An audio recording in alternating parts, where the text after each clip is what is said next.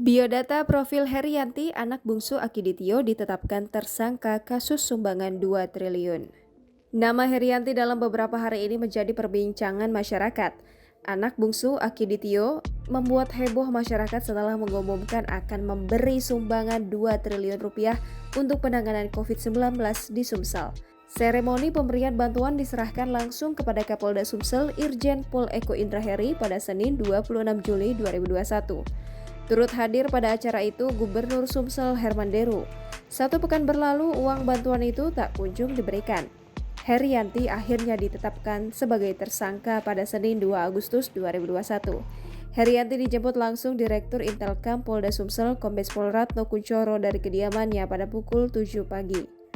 Herianti tiba di Mapolda Sumsel pukul 12.59 waktu Indonesia Barat dan langsung digiring masuk ke ruang Dirdit Krimumpolda Sumsel dengan pengawalan sejumlah petugas.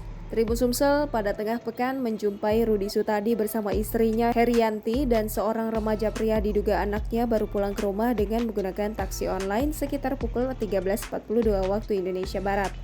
Lengkap dengan menggunakan masker, tak ada kesan mewah dari penampilan serta pakaian yang dikenakan keluarga ini.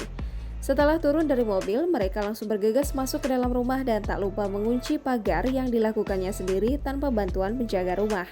Sembari itu, Rudi Sutadi sempat memberikan tanggapan kepada awak media yang memang sudah menunggu kedatangannya. Pernyataan serupa juga dilontarkan Herianti. Nama Akiditio jadi sorotan setelah ia dan keluarga besarnya sumbangkan 2 triliun untuk penanganan COVID-19 di Sumatera Selatan. Dr. Siti Mirza Nuriyah SPOG yang merupakan orang dekat dari Herianti anak bungsu Akiditio sempat mengungkapkan uang sumbangan ini akan cair Senin ini.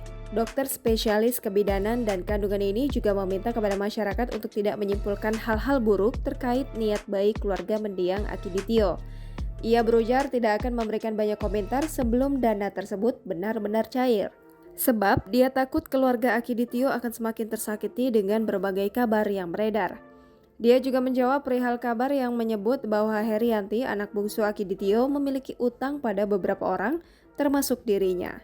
Menurutnya, utang itu adalah perjuangan Herianti untuk bisa memberikan bantuan kepada masyarakat khususnya di Sumatera Selatan.